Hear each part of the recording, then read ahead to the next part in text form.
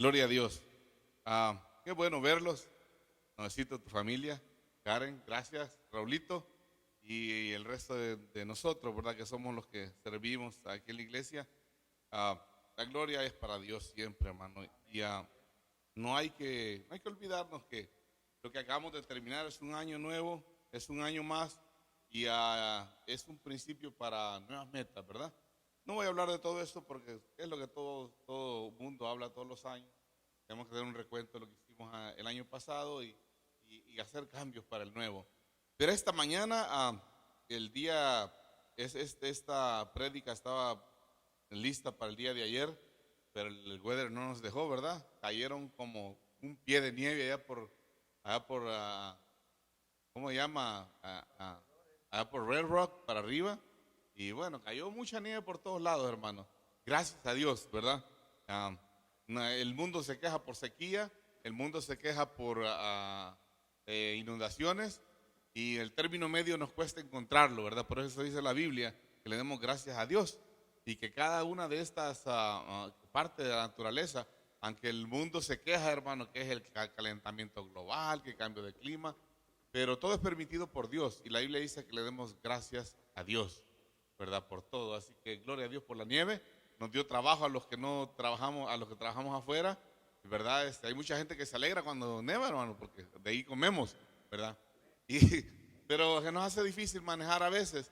Pero le voy a contar una historia. Le venía contando una historia a mi esposa. No sé si usted ha oído hablar del Amazonas allá en Perú. El Amazonas es la selva más grande que hay, creo que en el mundo. Bueno, de hecho, pues allá imagínese una congregación evangélica, hermano, para que la gente que vive en las montañas, en los lugares más lejanos, ¿verdad? Pueda ir a una iglesia o a un lugar donde se reúnen las familias para escuchar la palabra de Dios. Hermano, esa gente cuenta una historia, un pastor, que había una persona que tenía que caminar 8 horas desde la montaña de allá de la selva, hermano, a pie, 8 horas para ir a la iglesia. Y había una reunión una vez por semana. Y este tipo tenía que caminar 8 horas, hermano, bajando montañas, caminos, tenía que pasar ríos, hasta se subía en una canoa que tenía ahí, hermano, para pasar el río. Y 8 horas, imagínense, caminando entre la selva, hermano, entre los animales, entre el peligro, para ir a la iglesia. 8 horas. Este hombre llegaba a la iglesia, hermano, llegaba bien contento porque pues sí, había llegado desde tan lejos y con el deseo, imagínense el deseo ferviente de oír la palabra de Dios, que tenía que hacer todo ese esfuerzo esta persona. Cuando llegaba la hora de la iglesia, hermano, este hombre era el que primero saltaba en la alabanza, el que disfrutaba al máximo todo lo que se iba a hacer, porque para él había sido tremendo el esfuerzo que había hecho. Cuando terminaba el culto, hermanos, el hermano se ponía triste porque el culto se había acabado y el esfuerzo del culto duraba 2, 3 horas, como dura aquí a veces, ¿verdad? Y el esfuerzo que había hecho esta persona, hermano, de llegar a la iglesia, pues había sido mucho más grande. Y este hombre le decía al pastor, ¿por qué no la alarga? ¿Por qué no la hace una horita más, 2 horas más? Porque él quería aprovechar el esfuerzo que había hecho. Hagamos vigilia, le decía el señor este. Y bueno, el tipo disfrutaba el estar en la iglesia lo más posible, porque él sabía que terminando eso, pues él tenía que emprender el camino de regreso a su casa y estaba lleno de obstáculos y eran 8 horas a pie, hermano, para arriba. Ahora pues, mi esposa y yo hicimos como media hora de allá de Spar para acá en la nieve. Yo creí que iba a estar más difícil para manejar, pero no estaba tan difícil para manejar. Y yo digo, si el tiempo está malo, me voy 15 minutos más, media hora más, me voy a 25 millas por hora, me voy por las calles pero hay formas de llegar a la iglesia bien fácil. Cuando usted tiene el deseo ferviente de ir a la iglesia, hermano, no hay clima que lo detenga, no hay nada que lo detenga, o sea, es algo que uno tiene que tener en nuestro corazón, el deseo no de ver a nadie en la iglesia, no, es el deseo de oír la palabra, de disfrutar la alabanza, ¿me entiende? Porque es un tiempo especial con Dios. Así que ese esfuerzo, hermano, yo no se lo voy a pagar, sino que el Señor, ¿verdad? Porque es un tiempo, ese es el esfuerzo, es el extra esfuerzo. Yo le digo a mi hermano, a mi hermano Jaime, porque él es bastante organizado, ordenado. Y muchas veces en la organización de nuestra vida no, no ponemos el extra esfuerzo. ¿Sí me entiende? Ahí no está, porque hay un sentido lógico para las cosas. Y decimos, esto va a funcionar así, así, así, así. Pero el extra esfuerzo nunca lo ponemos. Y no hay sacrificio si no hay esfuerzo. Usted no me va a decir, este es un sacrificio venir a la iglesia en este clima. Si a usted no le ha costado un tiempo extra o algo más difícil de lo normal. ¿Sí me entiende? Con eso vamos a empezar a orar y vamos a entrar a la palabra. Solo quería darle gracias a Dios y que el Señor está viendo su esfuerzo por estar aquí, no solo porque sea el 1 de enero, sino porque Él sabe el deseo de su corazón. Dice que entra a su corazón y lee su mente y sabe lo que usted desea y lo que usted y por qué está aquí. Señor, te damos gracias por este día, Señor. Es el primer día del año de nuestro calendario, Señor. Padre, el tiempo el hombre lo ha estipulado. Para ti no existe, Señor, el tiempo. Pero nosotros, Señor, creamos un fin y un principio de cada época. Padre, este año, Señor, como todos los años, Padre, estamos empezando un nuevo ciclo de año y te damos gracias, Señor. Primero, porque nos permitiste terminar el 2022. Padre, yo no sé qué tan difícil fue para algunos, qué tanto de bendición fue para algunos, qué tanto sufrieron o lloraron otros, Padre, pero lo que yo sé es que ahora estamos con vida, respiramos y estamos en tu casa y todo lo que sucedió en el año 2022, Padre Santo, tú lo permitiste de alguna forma y ese año si ha sido difícil, nos ha fortalecido y si ha sido, Señor, de bendición, es porque tú lo has permitido, Señor, que estaba en tu calendario, Padre, que así sea, Señor. Te damos gracias por todo, Señor, por lo que perdimos, por lo que ganamos, por lo que sufrimos, por lo que reímos y por lo que lloramos el año anterior. Pero este año, Señor, queremos comenzarlo diferente. Queremos, Señor, conquistar nuevas cosas, Padre amado. Y esta mañana, Señor, permítenos, Padre, hablar tu palabra, Señor, y que el deseo de conquista, Padre, lo podamos, Señor, transmitir a tu pueblo, Padre Santo, para que este año, Señor, sea un año diferente, Padre amado. Que nuestras metas, Señor, a cumplir, Padre amado, sean prósperas, Padre Santo. Que vayan de acuerdo a tu propósito, Señor. Pero lo más interesante, Padre amado, te pedimos que este año sea de comunión contigo, Señor. Nada más importante y nada más valioso, Señor, hay que la comunión contigo, Padre. En el nombre de Jesús bendecimos esta mañana, bendecimos, Señor, todo lo que hagamos, en el nombre de Jesús, amén, amén y amén. Denle un fuerte aplauso, otro fuerte aplauso. Gloria a Dios, mi hermano Jaime ya va por la mitad de las vacaciones, ya casi se le acaban, se libró de esta tormenta. El año pasado nos tocó a nosotros, estuvimos en El Salvador y cayó una tormentota buena también y yo estaba allá en El Salvador y me acordaba, híjole, si estuviera en Rino, allá estuviera aguantando la tormenta, pero a Jaime le tocó esto, ellos están bien, están disfrutando, y lo esperamos ver pronto aquí. Esta mañana yo quiero hablar sobre Primera de Samuel. Váyase a la Biblia y vamos a leer bastante. Voy a tratar de resumírselo. Le voy a contar la historia como que fuera una película de acción, mejor para no leer tanto, le voy a contar la historia y vamos a leer algunos versículos bíblicos que son los más relevantes en los cuales nos vamos a enfocar. Pero vamos a estar leyendo desde Primera de Samuel 4. Primera de Samuel 4 en adelante y Primera de Samuel 7:12 es el versículo bíblico en el que nos vamos a enfocar al final. O leámoslo.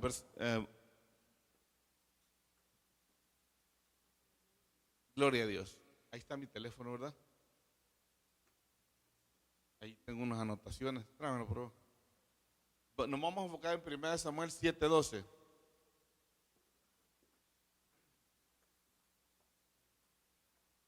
Ahí me avisan cuando lo tengan.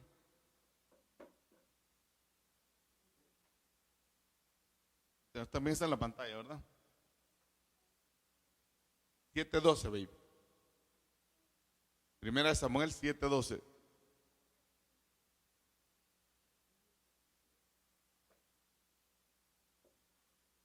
Gloria a Dios.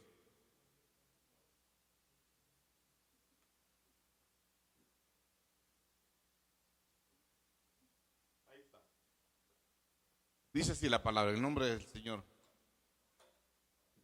Te bendecimos tu palabra, Señor.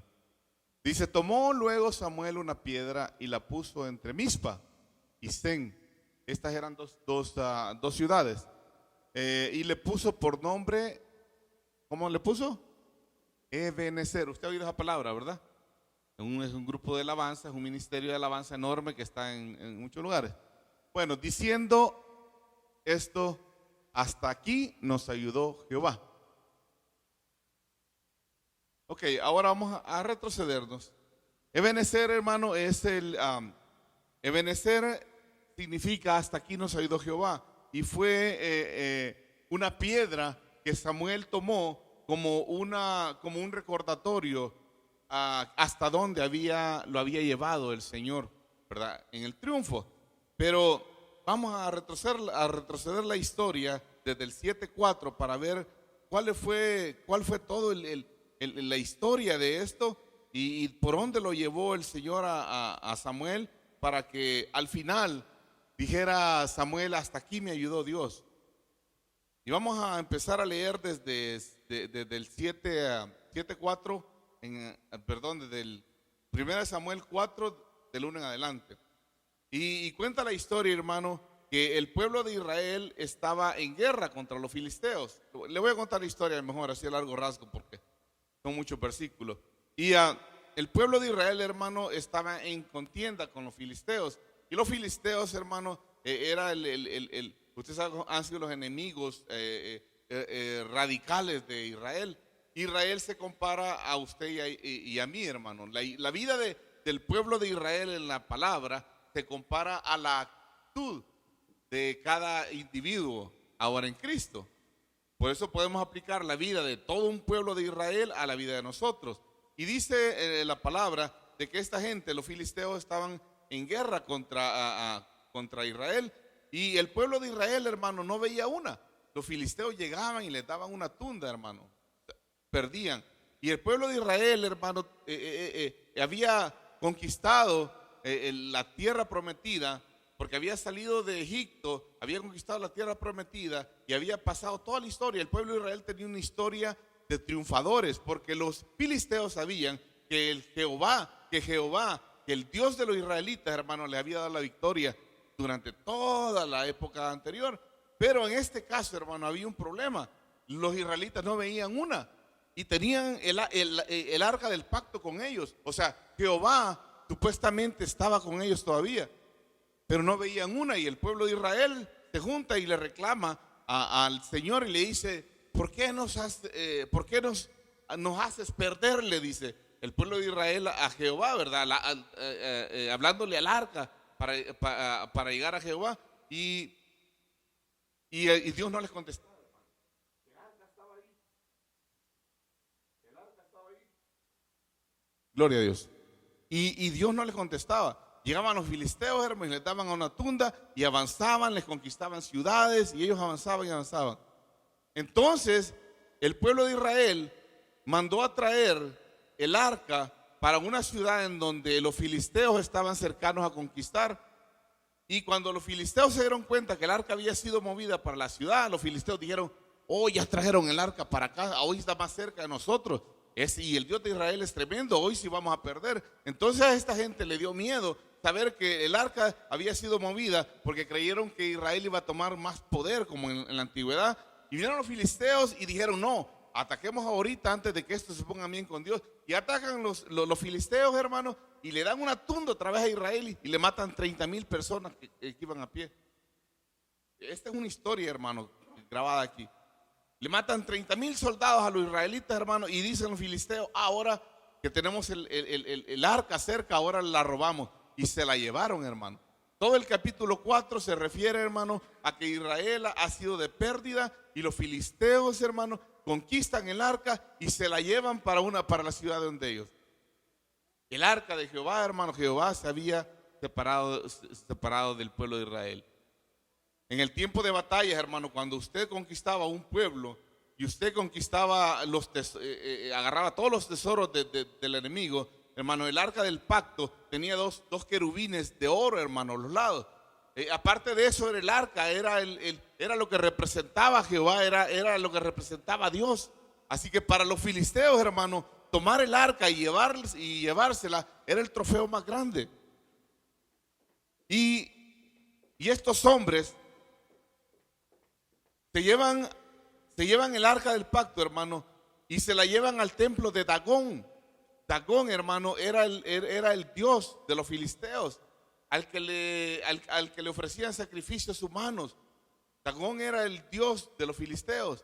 Y se llevan el arca del pacto, hermano, y al templo de Dagón, y los filisteos la ponen a la par de Dagón, como quien dice: ahora tenemos otro dios, no solamente el Dagón, sino que ahora tenemos al dios de los israelitas. Los filisteos decían los dioses de los israelitas, porque estos dioses hicieron plagas de diferente tipo. Entonces los filisteos creyeron que el arca de Jehová representaba a muchos dioses, y que por eso los israelitas tenían la batalla ganada. Hermano, esta gente puso el arca del pacto junto a la estatua de Dagón, y al día siguiente, hermano, la estatua de Dagón, del dios de ellos, aparece, hermano, boca abajo, inclinándose al arca de Jehová. Esto es el capítulo 5 de 1 Samuel. Usted lee en su casa despacio. Interesante todo esto. Y en el mismo capítulo 5, hermano, la estatua de Dagón aparece inclinada hacia el arca. Y viene el que cuidaba el lugar y la levanta la estatua y la pone en su lugar nuevamente. Y al día siguiente, hermano, vuelve a aparecer la estatua de Dagón en el suelo, inclinada enfrente del arca, pero ahora con las manos cortadas y el cuello cortado. Y entonces, hermano, los filisteos se asustaron y dijeron: no, ¿qué pasa aquí? ¿Verdad? Esto no es bueno tenerla, porque tuvieron miedo. Yo no sé si a usted le ha pasado, hermano, pero a veces Dios nos ha roto nuestros ídolos, nos ha quitado nuestros ídolos, y nosotros los volvemos a parar. ¿No le ha sucedido eso en la vida? Dios un día nos libró de cosas, hermano, y las volvemos a levantar. Lo mismo que hizo los filisteos, hermano. No, el Dagón es nuestro Dios, hay que volverlo a parar. Y lo paraban, y venía Dios y lo tumbaba de regreso. Y dice el capítulo 5, hermano, que esta gente reunieron a los príncipes de todos los filisteos y dijeron: este es un peligro tener el arca del Señor aquí. ¿Qué nos va a pasar? Tuvieron miedo y lo movieron a otra ciudad. Cuando lo movieron a otra ciudad, se lo llevaron a la ciudad de Asdod. Y esta ciudad, hermano, con solo moverla, le estoy hablando de los pueblos de los filisteos. Israel ya estaba allá, ya lo habían derrotado, estaba en otro lado. Pero ahora los filisteos tenían el arca y tenían que lidiar con Jehová, que estaba en manos de los enemigos. Se la llevaron a la ciudad de Asdod, hermano, y ahí dice la Biblia de que el Señor los hirió con un tumor a la gente. Entonces, el tener el arca, hermano, en cada ciudad de los filisteos era una plaga para ellos. Y luego los de Asdod tuvieron miedo y lo movieron para otra ciudad, hermano, la ciudad de Gat. Y en la ciudad de Gat, hermano, sucedió lo mismo. Cuando llevaron el arca, hermano, dijeron los de Gat: oh, ya trajeron el arca aquí, nos la han traído para hacernos mal. ¿Y ahora qué va a pasar? Y dice la Biblia de que la gente de Gat se enfermó, hermano. O sea que el arca del pacto de Dios, imagínense, la presencia de Dios era una maldición para esta gente. Y el arca de Dios para el pueblo de Israel no significaba nada, porque aún con el arca y la presencia de Dios, el pueblo de Israel no veía una, hermano. No veía la victoria, no ganaba una. No, usted, no sé si, pero al pueblo de Israel, al pueblo de Dios, así le pasa también, hermano. Dice la Biblia que dijo Jesús que donde dos o tres estén reunidos en mi nombre, ahí voy a estar. O sea, el arca del pacto, hermano, está aquí. Jesús está aquí, el Señor está aquí, pero por muy cerca que lo tengamos, no podemos obtener la victoria. ¿Cuántos dicen amén a eso? ¿Sí o no? Tan cerca está Dios de nosotros, hermano, que usted, si Jesús dijo que aquí iba a estar, aquí está Él. Pero tan cerca está que el pueblo de Israel lo tenía, hermano, y no podía ver lo que lo tenía. En el capítulo 6, hermano, de 1 Samuel, el arca del pacto es de vuelta a Israel, porque se reunieron otra vez los príncipes.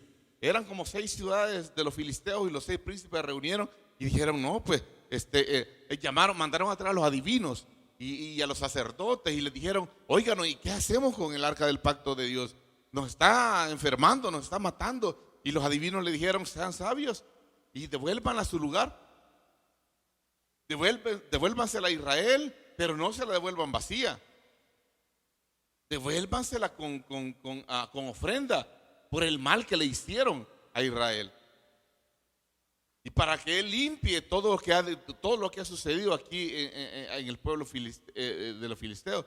Y les dijeron los adivinos y los sacerdotes, hermanos, los brujos, le dijeron, mira, manda 6 ranas de oro y 5 tumores de oro por las enfermedades que habían acontecido entre los filisteos por el arca de Noé, por el arca del pacto. Y le dijeron, y no la mandes con gente porque va a matar a la gente en el camino el arca. Solo ponle una yunta de bueyes vírgenes que nunca hayan sido, que nunca hayan trabajado, y manda la carreta. En una carretilla pon todas las ofrendas y mándala. Solamente vigílala que no se vaya a apartar del camino.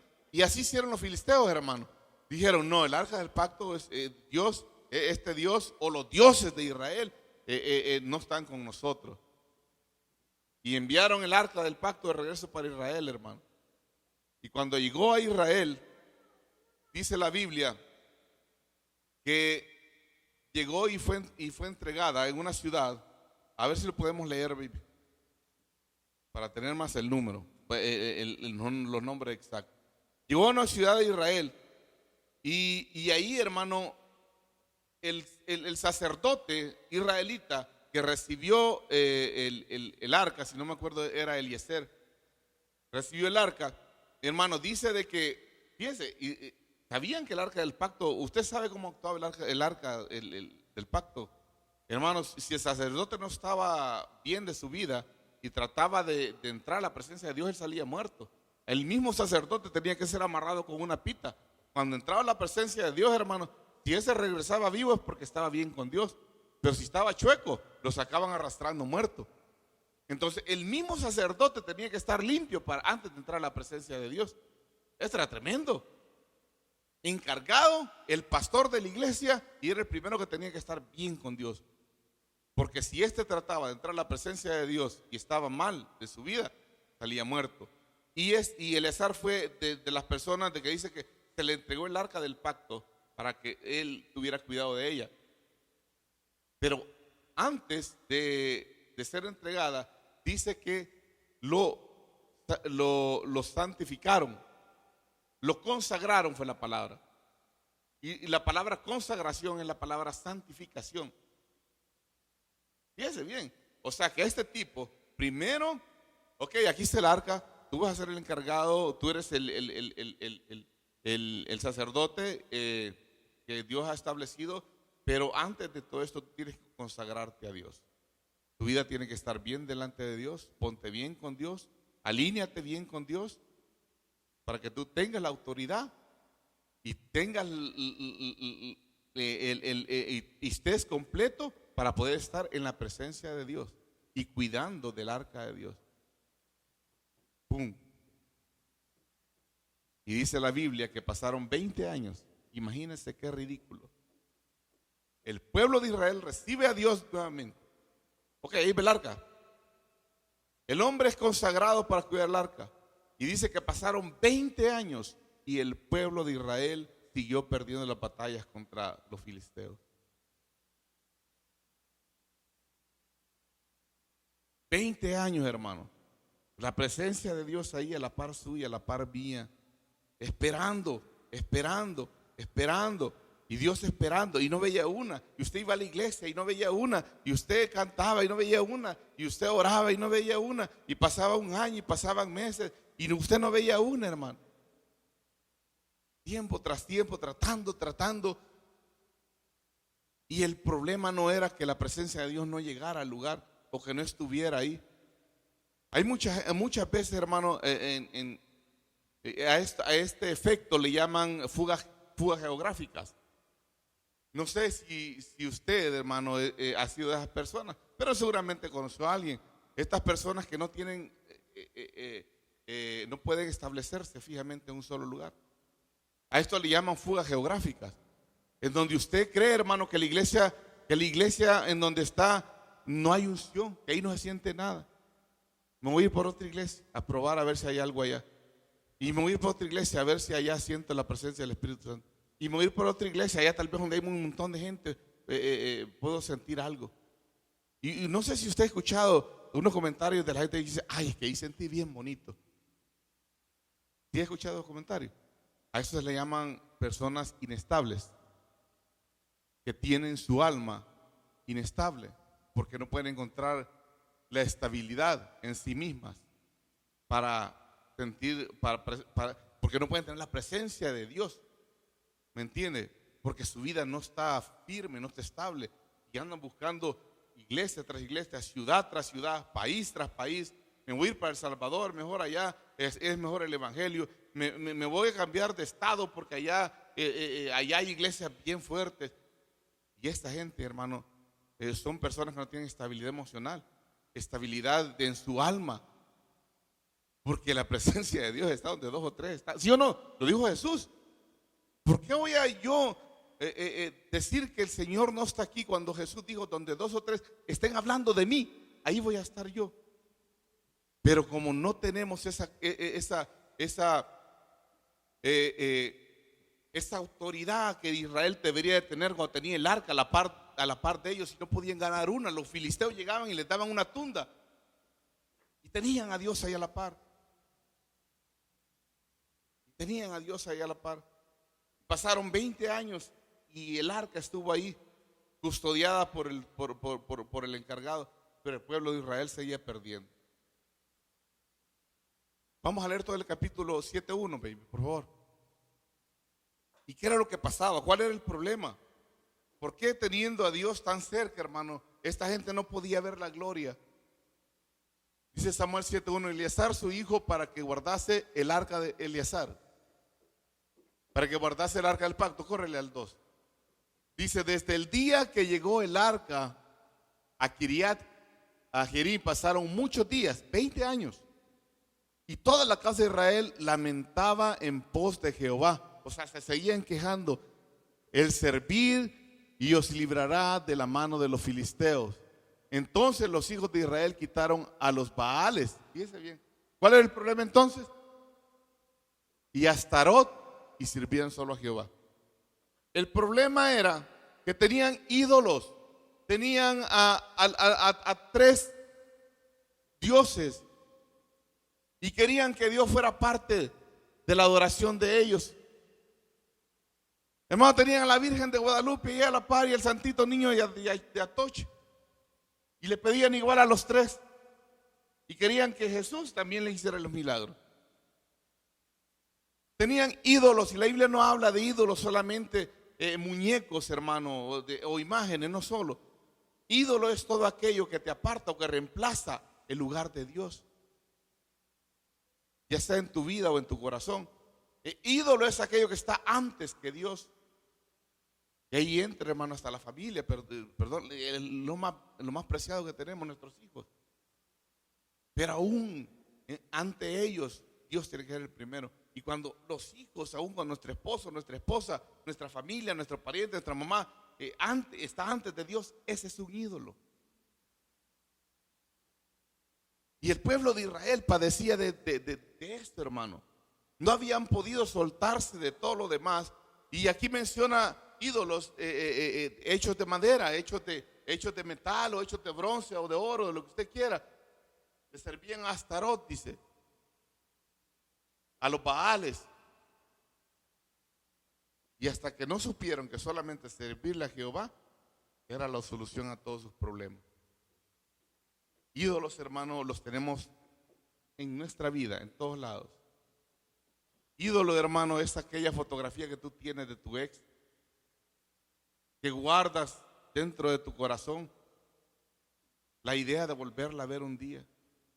O guardas en tus recuerdos, hermano, todavía aquellas épocas en donde pasaste con otra persona que no fuera tu pareja.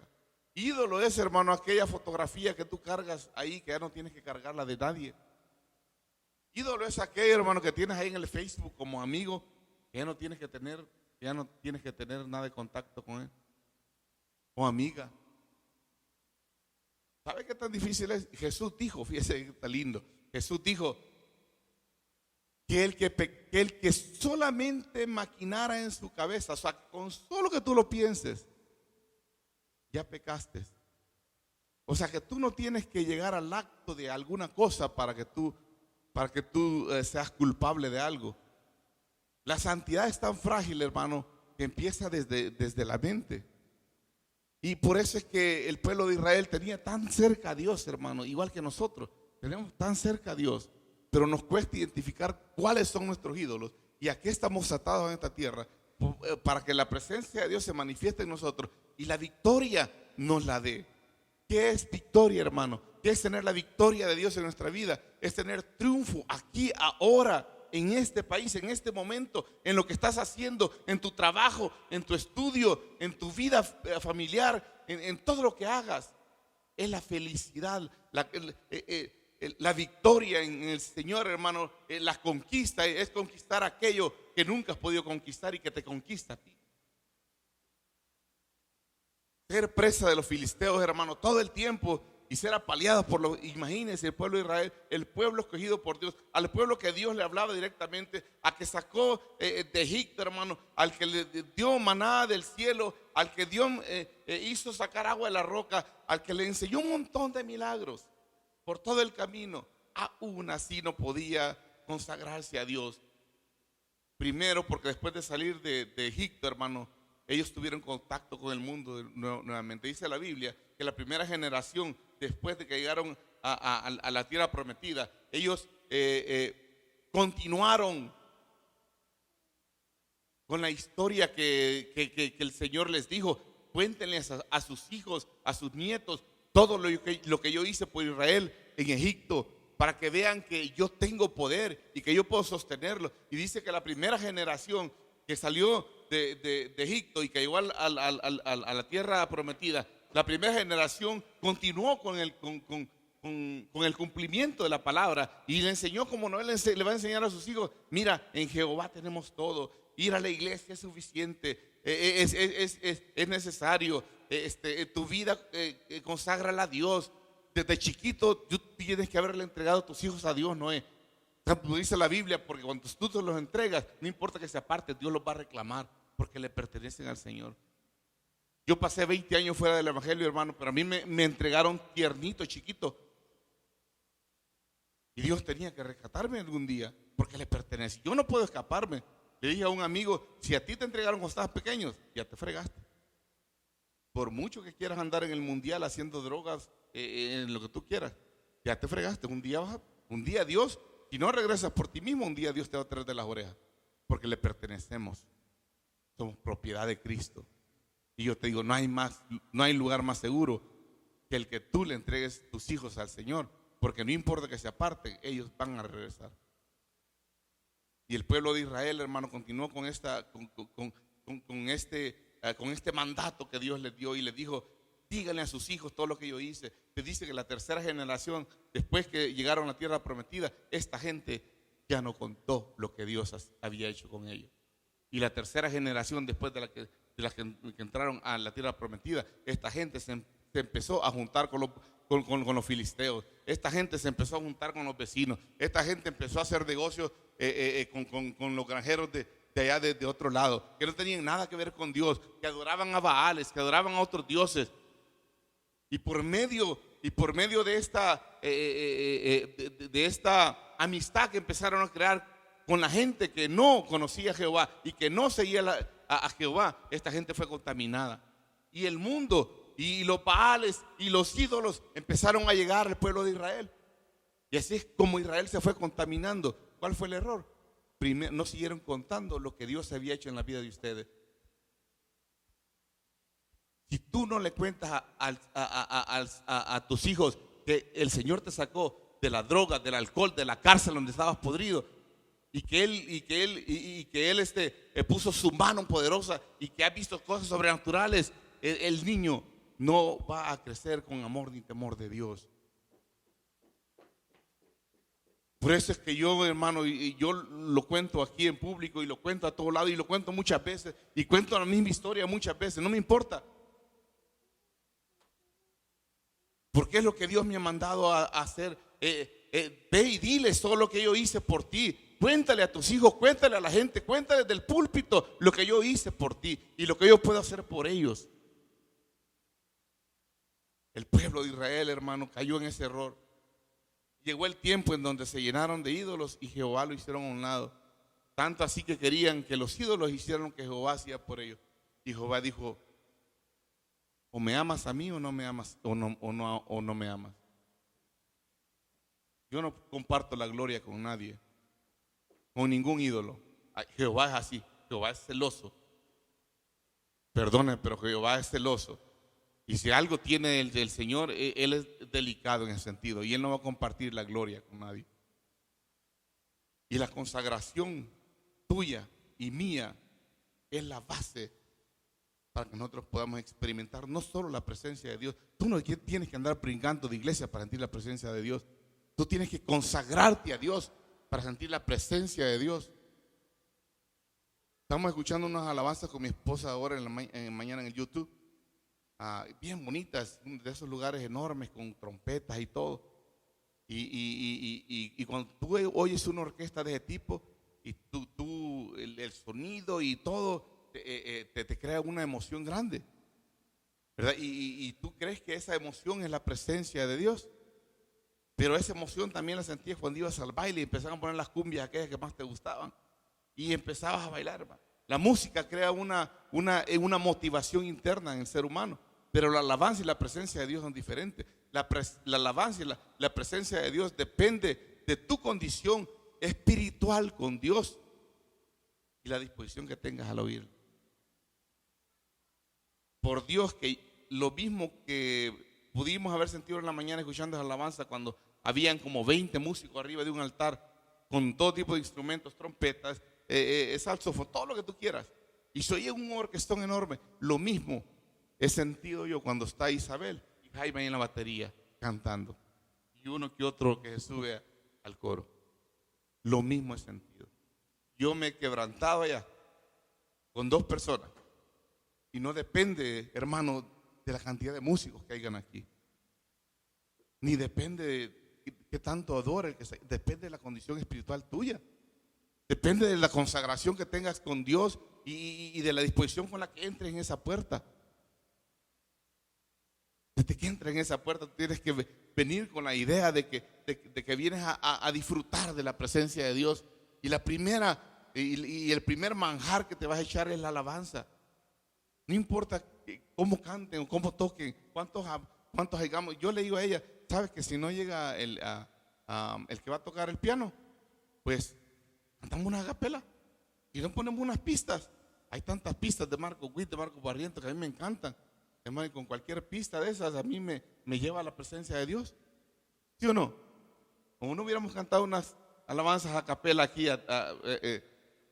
hermano, nosotros en células familiares donde habíamos reunido 10 personas, donde no había guitarra ni nada, cantábamos cantos a capela bien lindos y la presencia de Dios se derramaba ahí. Hermano, nos quebrantaba la alabanza. Sin músico, sin nada, pero porque depende de tu condición. El pueblo de Israel tenía que consagrarse y ese era todo el problema. Sigamos leyendo hasta que lleguemos al 12, donde Samuel agarra la piedra y le pone el nombre de Benezer. Y Samuel dijo: reunid a todo Israel en Mizpa y yo oraré por vosotros a Jehová. Y juzgó Samuel a los hijos de Israel en Mizpa. Fíjense bien, lo juzgó Israel y tuvieron temor de los filisteos.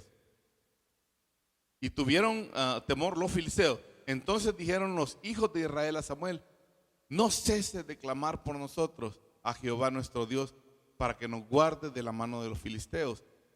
Ya se habían consagrado, pero no se sentían dignos de la presencia y del triunfo de Dios. Le decían a Samuel: sigue orando para que los gestos no nos vengan y nos atropellen nuevamente. Y Samuel tomó un cordero de leche y lo sacrificó entero en holocausto a Jehová. Y clamó Samuel a Jehová por Israel, y Jehová le escuchó. Los atemorizó y fueron vencidos. Hay un texto antes, ¿no? Este es el 9, pasa el 9. Y Samuel tomó un cordero, ahí estaban haciendo el sacrificio. Y el 10 dice, bríncalo el 10.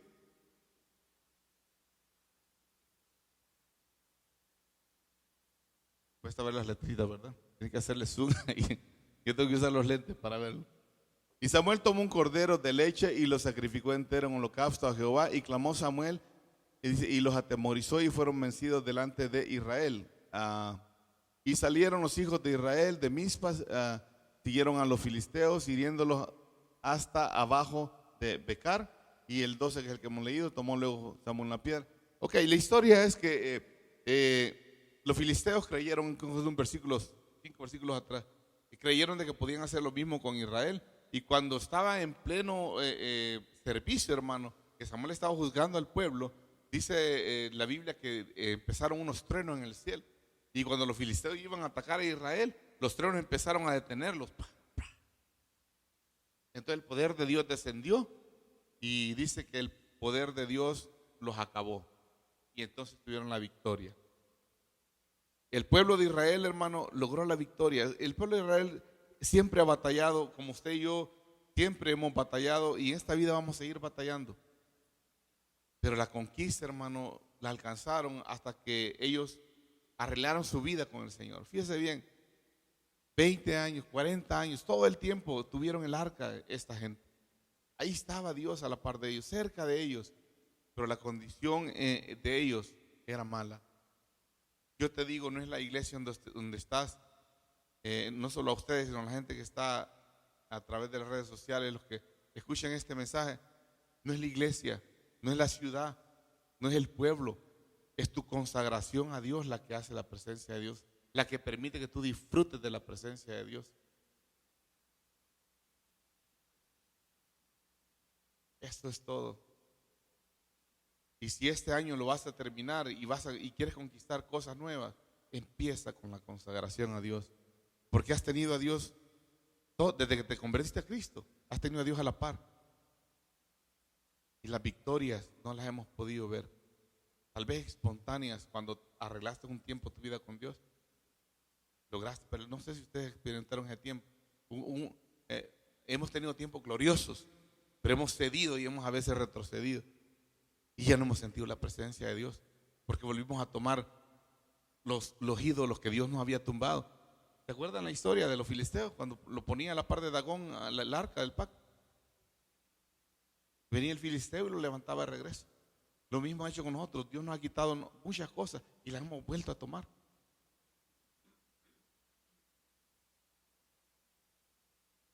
Hay una historia que cuentan de la conquista de América. No sé, usted sabe, no sé si usted sabe algo de geografía o historia, más bien dicho. Cuando los españoles conquistaron América, ¿se acuerdan quiénes fueron los conquistadores? Pero todos que somos centroamericanos tenemos que saber quién fue: Cristóbal Colón, Hernán Cortés, no sé cuántos más. Ellos, ¿verdad? Y llevaron 3 barcos. ¿Cómo se llamaban los barcos? La Niña, la Pinta, y todo el mundo en América tiene que saber eso, porque es parte de la historia. Pero lo que algunos no saben es que cuando esta gente, hermano, iba a conquistar las tierras, ellos atravesaron el océano y no sabían para dónde iban. Y pisaron tierras americanas y ellos dijeron: esto es nuevo, esto es lo que vamos a conquistar. Aquí, a esto hemos venido. A esto hemos venido a conquistar. Nuestras conquistas, hermanos, son aquellas metas que nunca hemos cumplido, que nunca hemos podido cumplir. Nuestra conquista, hermano, es aquel gigante con el que nunca hemos podido ganar una batalla. Nuestra conquista, hermano, es aquella lucha contra el filisteo que nunca la podemos ganar. Nuestras conquistas, hermanos, son aquellos deseos de nuestro corazón que van de acuerdo a los planes de Dios y que no han sido conquistados. Porque tú le has dicho al Señor, yo quiero servirte. Y tú has visto que Dios tal vez no ha movido la mano de Dios para favorecerte. Es porque hay algo dentro hay algo que hay que cambiar, hay algo que hay que quitar. Esas son las metas, esas son nuestras conquistas. Cuando estos hombres, hermanos, llegaron a América, ¿sabe qué fue la orden que estos hombres dieron, hermano? ¿Ok? Pisemos, llegaron los barcos, la Pinta y la Santa María, ¡pam! Zarparon, hermano. Y el encargado de la misión, no sé si era Hernán Cortés o el Cristóbal Colón, pero ellos dijeron determinantemente, dijeron, ok, bajen todos, y bajaron todos, ¿verdad? Armas y todo lo que traían, hermano, y zarparon en la orilla y dijeron, ahora quemen los barcos, destrúyanos. Imagínense, eran que venían de otro continente, habían llegado a un lugar, no sabían con qué se iba a encontrar, pero ellos dijeron, quemen los barcos, porque ya no vamos a regresar atrás. Si tenemos los barcos ahí y nos enfrentamos a un problema difícil, nos van a dar ganas de correr y nos vamos a subir al barco y nos vamos a ir. Y si sabemos que ya no hay barcos, cómo regresarnos, tenemos que enfrentar la realidad. Y todo obstáculo que venga tenemos que vencerlo. La mentalidad de conquista de esa gente. Y dice que quemaron los barcos, hermano, y ellos zarparon y empezaron, hermano, la conquista. Usted sabe el resto de la historia, ¿verdad? Se bajaron a los pobres gente con el oro y todo lo que teníamos y se lo llevaron para allá, para Europa. Pero la actitud de conquista de esta gente, hermano, fue: yo no regreso al pasado. Y hay muchas cosas, hermano, que tenemos todavía en nosotros, en nuestro pasado, que no nos permiten conquistar cosas. Este año nuevo yo te voy a dar una recomendación. Primero, no cargues nada del año anterior. Viaja light, decía un predicador. Viaja light, viaja descansado. No sé si usted ha viajado, hermano, a otro país y a usted le ha tocado, usted tiene 2, 3 niños y su esposa y no hay varones, son puros chiquitines, y a usted le toca jalar con todas las maletas. No sé si a usted le ha tocado, a mí me tocó una vez, hermano, 12 maletas tuve que jalar. Mi niño estaba muy chiquito y ahí iba yo como burro, hermano, para El Salvador, jalando maletas, hermano, 12 maletas, imagínense. Y nosotros viajamos en la vida con un gran maletero que no necesitamos a veces. En la vida viajamos con resentimientos, con dolor, con falta de perdón, todas esas cosas que usted sabe que le enferman. Y mientras usted siga viajando de esa forma, el peso va a ser grande, el cambio va a ser difícil, hasta que tú no logres. Yo sé que un abuso de una persona es tremendo, pero aún es esa situación que viviste cuando estabas pequeña, hermano. Tienes que saber que tú no tienes control de eso. Y que tú no puedes vivir con el pasado, con lo que te hicieron en el pasado. No te estoy diciendo que vayas y le des gracias a la persona que te dañó y le digas gracias por lo que me hiciste. No. Pero tú tienes que tener una libertad en tu ser y decir, Señor, delante del Señor, hermano. Tú tienes que confesar, decir Señor, y mencionar el nombre de él, por mucho que lo odies. Mencionar el nombre de esa persona que te ha hecho daño y liberarte y pedirle perdón a Dios por el rencor. Liberarte de todo eso. No tienes que sufrir viendo a la gente de regreso por la que te ayuda, pero tú tienes que tener libertad. Viaja en la vida light. Si quieres conquistar cosas, hermano, viaja en la vida light. No mires el pasado. Quema tus barcos, quema todo lo que traes atrás y viaja liviano. viaja solo con lo que necesites en la mano. Ay, liviano. Pero deja todo lo que te estorbó. Yo le digo a la gente, cuando yo tuve la oportunidad, yo crecí con resentimiento de mi papá porque nos había abandonado. Yo estaba chiquillo y crecimos con resentimiento. Mi hermano quedó con resentimiento contra el suyo. Y yo le echaba toda la culpa a mi papá de todo lo que me pasó en la juventud porque él no estuvo ahí. Sí, apenas no voy a decir atarantado, porque a lo mejor me va a ver un día en la televisión, pero en el video, pero el pobrecito apenas podía con su vida. Borracho, mujeriego, lo que usted quiera, pues era una desgracia la vida de ese hombre. Y yo no entendía hasta que después, cuando crecí, me di cuenta que el Señor es tan lindo que nos lo quitó de nuestra familia. Hermano, lo que te haya quitado Dios, hermano, fue por tu bien. Lo que hayas perdido en este año que pasó fue por tu bien. Lo malo que te haya pasado es por tu bien. Hermano, lo difícil que te fue es para tu bien, porque eso te fortaleció. Mírate, lo que tú eres ahora, hermano, de fuerte contra la vida es porque los trancazos que te han pegado te han moldeado. Señor, dame paciencia. Pum, te va a mandar ahí alguien que te haga bullying, alguien que te esté estorbando porque tú quieres paciencia. Y es la forma como Dios nos moldea y nos hace fuertes. Vive la vida light, hermano. No cargues nada de resentimiento contra nadie. Vive. Yo le digo a la gente, a mí nadie me daña. Yo no permito que nadie entre en mi corazón a herirme. Tú me puedes decir lo que tú quieras. Tú inventa lo que tú quieras, pero yo ya me predestiné que a mí no me dañas. Y yo cuando tú me digas algo malo, yo voy a tratar de justificarte. No. Y la gente te va a decir, mira todo lo que estás diciendo, ya no le hables. Y mira que aquí allá. Y yo voy a decir, no, Raulito seguramente tuvo un problema allá en el trabajo y quizás esa fue la reacción, por eso me habló así. Yo voy a justificar lo que tú me digas, aunque me ofendas. Pero de esa forma yo me protejo, a mí no me dañan emocionalmente. Si empiezan gritos en la casa, el primero que brinca es el perro porque no le gustan los gritos. El segundo soy yo que me callo. Y bueno, ¿para qué voy a continuar? Me callo, me doy la vuelta y me hago el tonto. Y esa es la paz que encuentro. Ahí el perro empieza, porque el perro no le gusta ni que griten ni que le pegue a alguien el perrito chiquito mío te salta encima y te muerde. Yo no permito, tú no permitas que nadie te dañe. En la escuela tú no permitas que alguien te menosprecie. Tú sabes, tú tienes que saber quién eres en Dios.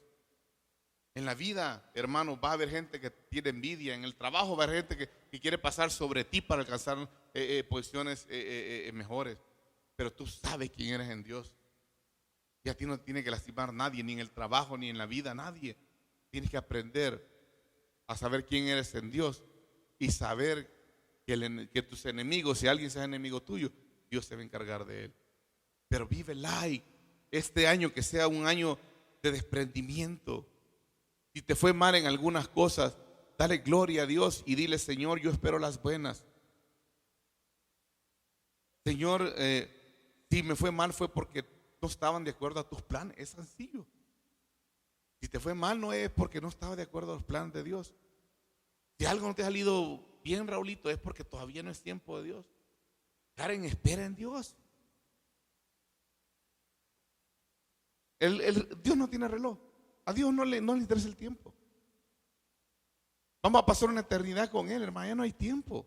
Si los precisos somos nosotros aquí, que los 30, 20, 10, 15 años que nos quedan de vida, que queremos vivirlo a vapor como millonarios y como, ¿me entiende? Que a Dios no le interesa eso. Hemos sido creados para alabar y bendecir a Dios. O sea que usted fue hecho, hermano, y escogido para venir a la iglesia y cantarle cánticos y aprender de Él y ser feliz en su vida, en su familia, en su trabajo, en el Señor, no en el mundo. Porque lo mucho vas a querer tú querer participar de las cosas del mundo y nunca te vas a sentir en el lugar correcto. Son las 12. Yo espero que este mensaje haya sido de bendición para ti como lo fue para mí. Yo sabía, el Señor en la mañana no sé, Dios es lindo. Y, y hay ocasiones en donde tú no tienes que rezar atrás. Una vez íbamos a tener una célula familiar en la casa de un amigo y éramos como 4 familias. Y en el camino, hermano, empezaron, como una hora antes de la reunión, empezaron los hermanos, hey, ¿sabes qué? No voy a ir a la reunión. ¿Y por qué? Es que hay problemas con mi esposa. Y me llama el otro, hey, ¿sabes qué, Roberto? No están bien las cosas. No vamos a ir a la reunión. Y yo, ¿qué onda, pues? Yo una reunión que siempre, y la disfrutábamos, eran 4 familias bien bonitas. Y los maridos me llaman, los hermanos, para diciéndome, ¿sabes qué? Las cosas no están bien.